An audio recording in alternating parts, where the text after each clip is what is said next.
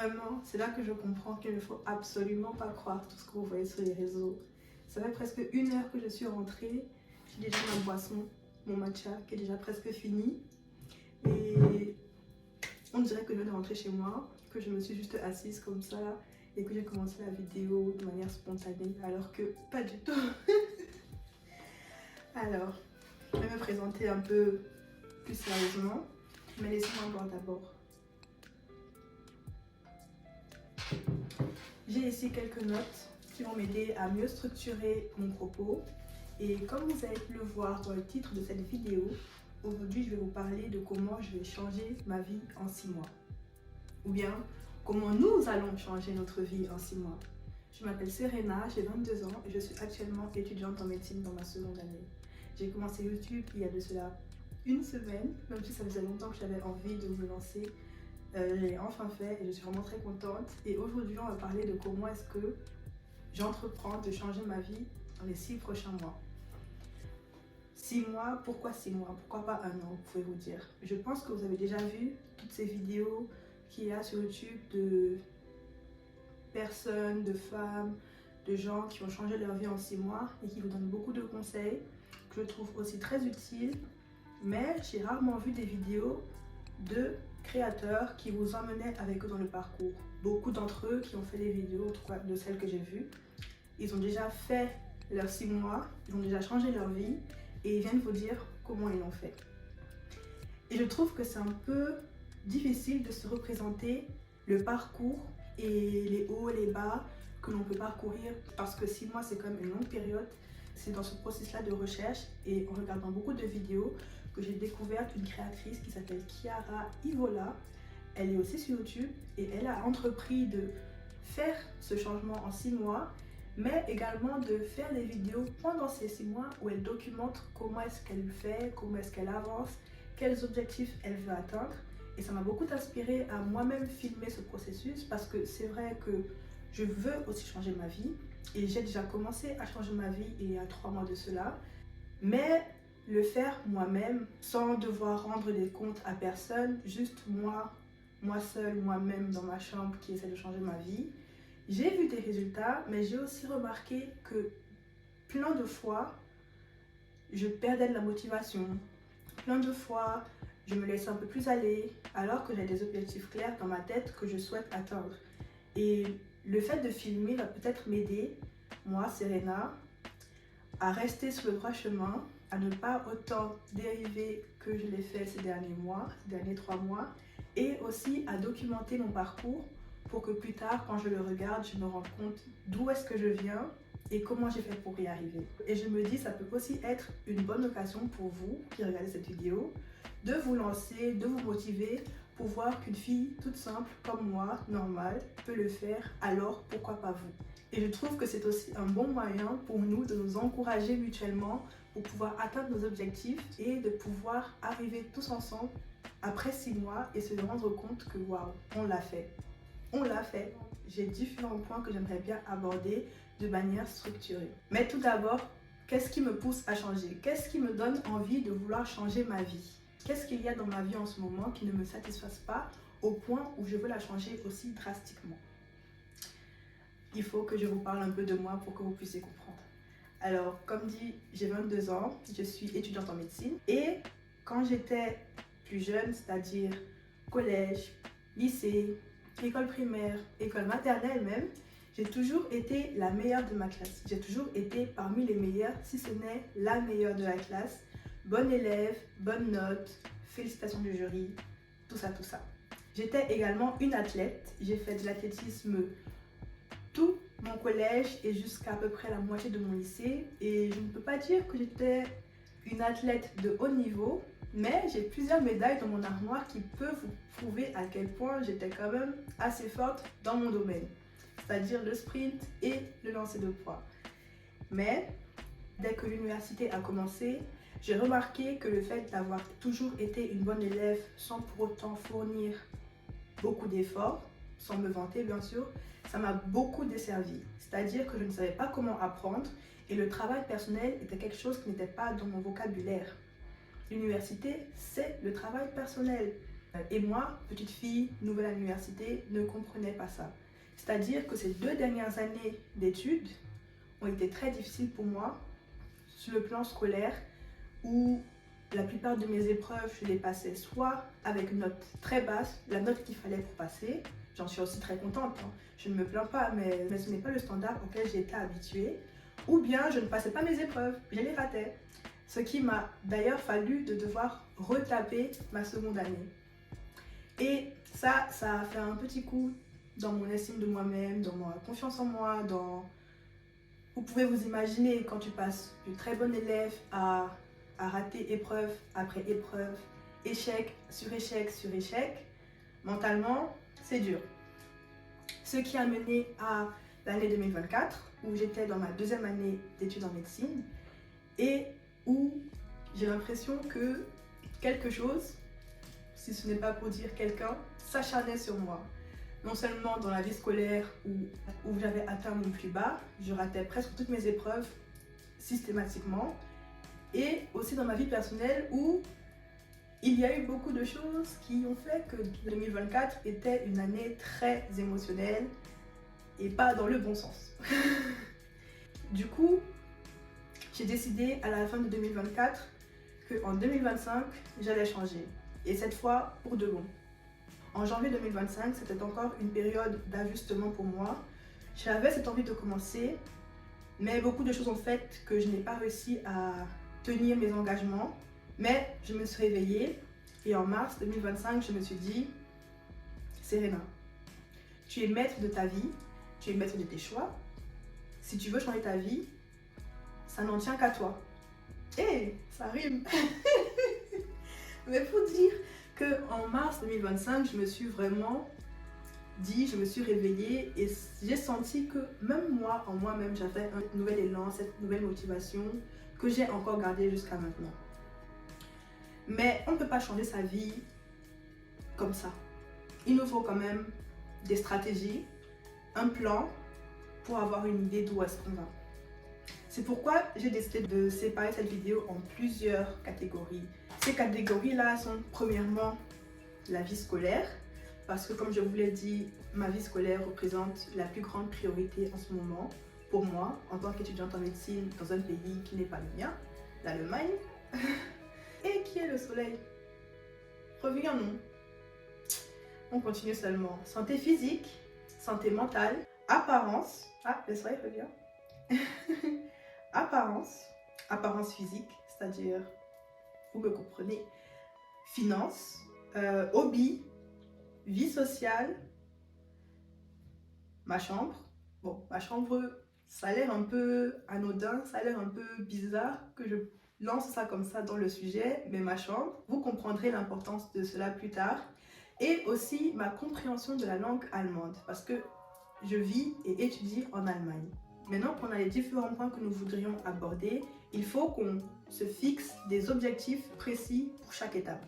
Comme ça, on sait où on va et on sait aussi comment y arriver. Et ça nous donne une manière plus structurée et plus détaillée de qu'est-ce qu'il faut faire pour atteindre cet objectif dans cette catégorie globale.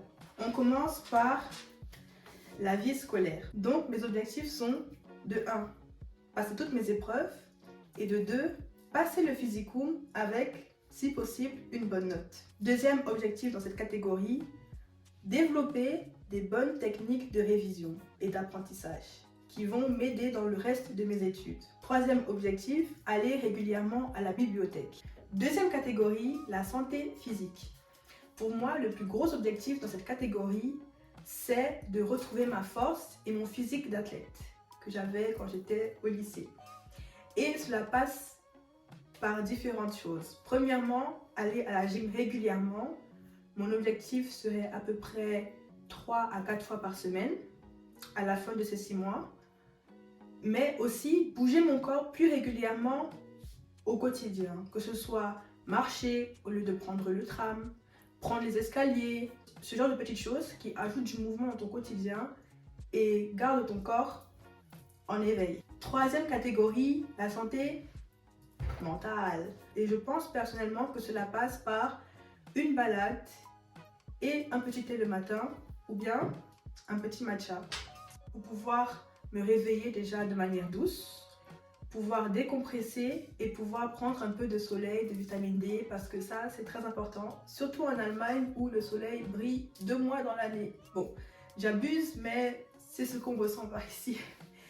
Un autre objectif dans cette catégorie, ce serait de lire beaucoup de livres de développement personnel pour vraiment apprendre à se comprendre soi-même, à être discipliné et bien sûr à ne pas procrastiner parce que j'ai remarqué que c'était un de mes gros problèmes à l'époque. Et aussi, très important, je trouve, c'est j'aimerais bien une fois par mois avoir un jour de self-care, un jour dans le mois où je ne pense à rien d'autre que à ce qui peut me faire plaisir, me faire du bien, et je ne fais que ça pour vraiment recharger mes batteries et avancer. La quatrième catégorie, c'est l'apparence. Oui, ça a l'air très superficiel, mais écoutez d'abord avant de juger. L'apparence, ce n'est pas juste avoir des habits de luxe, avoir je ne sais quoi et je ne sais quoi, mais je pense que c'est en réalité une représentation de comment est-ce que moi je me vois, comment est-ce que moi je me traite et comment est-ce que j'aimerais être traitée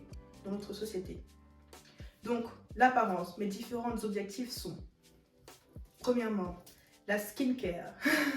Alors, je pense pas que vous pouvez le voir là maintenant, mais j'ai une peau à tendance acnéique et je cicatrise très mal. C'est-à-dire que sous cette petite couche de make-up que j'ai mis sur moi-même, il y a plein de taches. J'ai des pores dilatés, une peau très texturée et ce n'est pas le pire, mais ça peut s'améliorer. Et pour cela, j'ai une skincare que j'ai commencé à adopter et je vois déjà quelques résultats, mais on en reparlera plus tard. Deuxièmement, dans la catégorie apparence, le style vestimentaire. Mon objectif après ces 6 mois, c'est d'avoir ce qu'on appelle une garde-robe capsule. C'est-à-dire avoir moins de vêtements dans ma garde-robe, mais qui se marient bien ensemble et bien sûr que j'aime beaucoup, c'est-à-dire que je pourrais porter plusieurs fois, plusieurs jours, plutôt que d'avoir une armoire pleine d'habits que je ne mets jamais. Un autre point, c'est mes cheveux. J'ai commencé il y a de cela 3 semaines un départ de locks.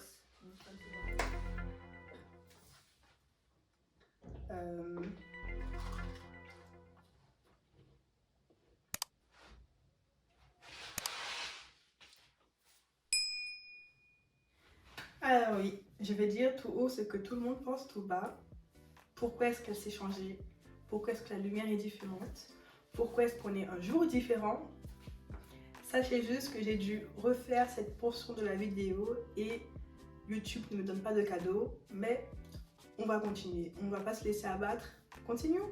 Nous en étions donc à la 4e catégorie, l'apparence, où j'ai parlé de la skincare et du style. Et maintenant, le prochain point que nous abordons, ce sont mes cheveux.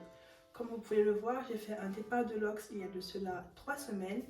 Et j'aimerais bien, au bout de ces 6 mois, avoir des locks en bonne santé, bien formés et des cheveux forts et résistants. Notre prochaine catégorie, ce sont les finances. Malheureusement, je ne pourrai pas travailler pendant les 4 prochains mois pour me préparer à mes épreuves. Mais bonne nouvelle, les 3 derniers mois, j'ai bien travaillé et j'ai assez d'économies pour me tenir cette période. Alors mon objectif pour cette catégorie serait de rester dans mon budget et ne pas le dépasser. Et je pense que pour les 2 mois restants, mon objectif serait de travailler plus régulièrement pendant le semestre pour pouvoir avoir des entrées de salaire plus régulières. La 6e catégorie que j'aimerais aborder, ce sont les hobbies. Alors, mon objectif dans cette catégorie serait premièrement de lire plus et deuxièmement découvrir chaque mois un nouvel hobby pour agrandir mes centres d'intérêt. Notre prochaine catégorie, c'est la vie sociale. Dans la vie sociale, j'aimerais premièrement être plus en contact avec ma famille, prendre des nouvelles et aussi de rester plus ouverte à des activités ou des sorties avec mes amis ou ma famille pour garder contact. Maintenant, on passe à la catégorie où on peut se poser quelques questions. Ma chambre. C'est vrai que dit comme ça, ma chambre, c'est un peu bizarre, un peu inattendu, mais j'ai personnellement l'intime conviction que l'endroit dans lequel nous passons le plus de temps, où nous vivons, a un impact non seulement sur notre morale, mais aussi sur notre état d'esprit. Et pour garder une bonne humeur et un bon état d'esprit, j'aimerais que ma chambre soit la représentation de toutes ces valeurs que j'aimerais bien accomplir. C'est pourquoi mes objectifs sont, premièrement, de garder ma chambre propre et rangée à toute occasion, et deuxièmement, ajouter un peu plus de décoration. Alors, je tiens à vous préciser que ma chambre me plaît beaucoup dans l'état actuel, mais comme vous pouvez le voir, elle est très blanche et aussi très impersonnelle. C'est pourquoi j'aimerais bien ajouter un peu de verdure et un peu de décoration pour qu'elle ressemble plus à la chambre de Serena et pas juste à une chambre bien organisée. Ma dernière catégorie, c'est l'apprentissage de la langue allemande. J'aimerais bien qu'au bout de ces 6 mois, je puisse parler plus couramment l'allemand et comprendre le langage des jeunes, pas seulement le langage parlé à l'université. C'est pourquoi mes objectifs dans cette catégorie sont regarder plus de contenu en allemand par des jeunes de mon âge pour pouvoir assimiler leur langage et aussi parler plus allemand dans mon quotidien. Voilà, nous avons à peu près fait le tour des différents objectifs que je me suis fixés et maintenant je vais passer à où est-ce que j'en suis. Comme je vous l'ai dit au début de la vidéo, cela fait déjà 3 mois que je suis dans ce processus, mais j'ai décidé de le recommencer avec vous pour pouvoir le documenter. Même si j'étais un peu distraite ces 3 derniers mois, j'ai quand même bien travaillé et j'ai réussi pas mal de mes objectifs. Passons étape par étape. Première catégorie, vie scolaire. Alors j'ai commencé à aller à la bibliothèque plus souvent et j'ai réussi ma dernière épreuve en début avril avec une très bonne note. Deuxième catégorie, santé physique. En début mars, je me suis inscrite à la gym et j'y vais à peu près 2 à 3 fois par semaine. Troisième catégorie, santé mentale. J'ai commencé à être beaucoup plus indulgente avec moi-même, mais aussi être beaucoup plus disciplinée. Quatrième catégorie, apparence. Comme je vous l'ai dit, j'ai commencé à poser mes locks et j'ai commencé une skincare. Alors, niveau skincare, comment vous dire, j'ai découvert ce qu'est l'importance d'avoir un vrai avis médical. Cela faisait des années que j'avais une skincare qui pensait être appropriée à mon type de peau et à mes besoins. Mais en début avril, j'ai contacté une dermatologue qui m'a dit que non, il y avait certaines choses que je faisais bien, mais certaines choses qui étaient plus détrimentales qu'efficaces. J'ai alors discuté avec elle pour découvrir une skincare vraiment parfaite pour mes besoins. Et depuis que j'ai commencé à utiliser ces produits-là qu'elle m'a conseillé, je remarque une énorme différence. Ma peau a une texture beaucoup plus lisse et mes cicatrices partent petit à petit. Cinquième catégorie, les finances. Comme dit, j'ai bien travaillé ces 3 derniers mois et j'ai réussi à économiser un bon fonds de caisse pour me tenir les 4 mois prochains. Sixième catégorie, les hobbies et centres d'intérêt. Alors je pense que le plus gros d'entre eux, c'est d'avoir commencé YouTube et le reste, je peux encore travailler dessus. Septième catégorie, la vie sociale. J'ai eu un mois d'avril bien chargé en vie sociale, j'ai vu ma famille, j'ai vu des amis que je n'avais pas vus pendant longtemps et aussi j'ai fait quelques voyages qui m'ont vraiment fait du bien, aussi bien mentalement que dans ma vie sociale. Et en mai, j'ai participé à Meet the Expert, un événement bénévole organisé par Camphomedics, une association de médecins camerounais en Allemagne, dont ma sœur a fait un vlog que je vous mettrai en barre d'infos si vous êtes plus curieux. Huitième catégorie, ma chambre. Alors j'ai introduit il y a de cela pas très longtemps 2 plantes dans ma chambre. Un bonsaï qui est à ma gauche et aussi derrière, comme vous pouvez le voir, une petite plante verte. Je ne sais pas comment ça s'appelle, je vous mettrai le nom si vous êtes intéressé. La dernière catégorie, la langue allemande. Alors j'ai commencé à écouter un podcast qui s'appelle Life is Delicious et c'est un podcast fait par une Allemande en allemand que j'écoute et que j'aime beaucoup et j'ai remarqué que ma compréhension a beaucoup augmenté avec le temps. Nous avons à peu près fait le tour de ce que j'ai accompli ces 3 derniers mois. Maintenant, je vais parler de ce à quoi vous pouvez vous attendre sur cette chaîne YouTube. Je pense que chaque mois, je mettrai des vidéos pour à peu près suivre mon évolution et voir ce que j'ai changé, ce que je n'ai pas changé, ce que j'ai réussi à accomplir. Une petite vidéo bilan chaque mois pour voir à peu près où j'en suis et vous pouvez aussi mettre en commentaire où vous en êtes si vous voulez faire cette aventure avec moi. Mais mon projet serait également de poster chaque semaine une petite vidéo un peu plus style et si vous avez des idées, n'hésitez pas à me les dire en commentaire. Voilà, c'était Serena Duchel. Merci d'avoir regardé cette vidéo jusqu'à la fin. J'essaie de faire cette intro un peu rapidement parce que le soleil est en train de me lâcher petit à petit. N'hésitez pas à vous abonner, à partager, à liker, à commenter. Donnez-moi des idées de nouvelles vidéos si vous en avez. Et aussi, n'hésitez pas à me poser des questions auxquelles j'essaierai de répondre dans les commentaires. Merci, bisous, bisous.